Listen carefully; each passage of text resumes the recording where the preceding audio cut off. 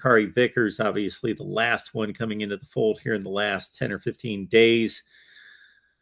For a while, I know that the Oklahoma fans that comment to our channel were a bit tired of 3 stars coming in the spring, but man, Brent Venables and staff kicked it in July, and we're looking at the 5th rated recruiting class in the country. And I know that there are a number of big names that Oklahoma's knocking on the door of that could still come into the fold here in the next couple months.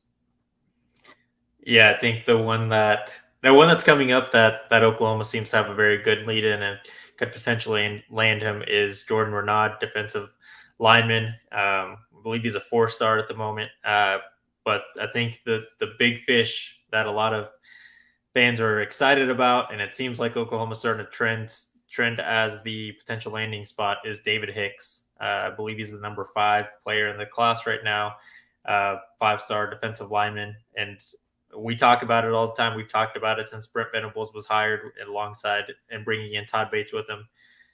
The defense is going to look completely different. These classes, the class of defensive players that are going to be recruited for Oklahoma is going to be very different from what we've seen over the last 5 years. I think one thing that may take a little bit of a turn or maybe a while to develop is getting that offensive recruitment back to what it was with Lincoln Riley.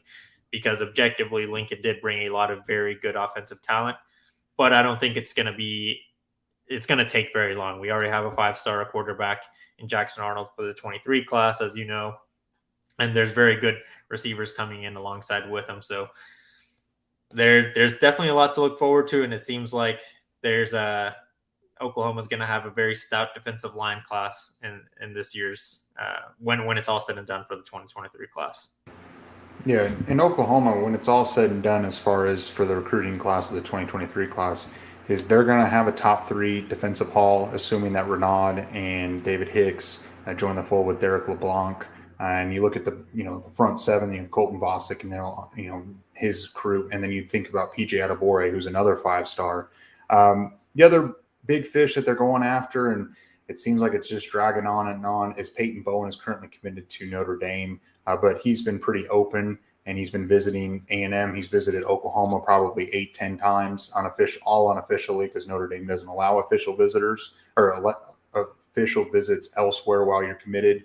Peyton Bowen's coming up for, I believe, the game against Kent State unofficially, again with Jackson Arnold, his teammate, bringing him up. You've also got Ryan Yates, who's currently committed to LSU, who's probably going to visit, or I'm not 100% sure.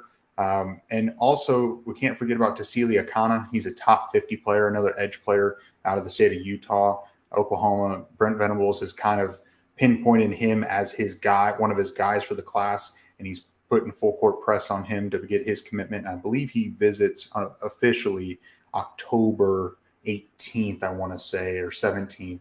It's a mid-October game that he's coming for officially. And David Hicks has his official locked in for Bedlam. And it seems like OU's, they're sitting at 22 commits right now. Most likely will end between 25 and 28 commits, and probably take a few transfers. And it's going to be a top 3 or 4 class, I believe.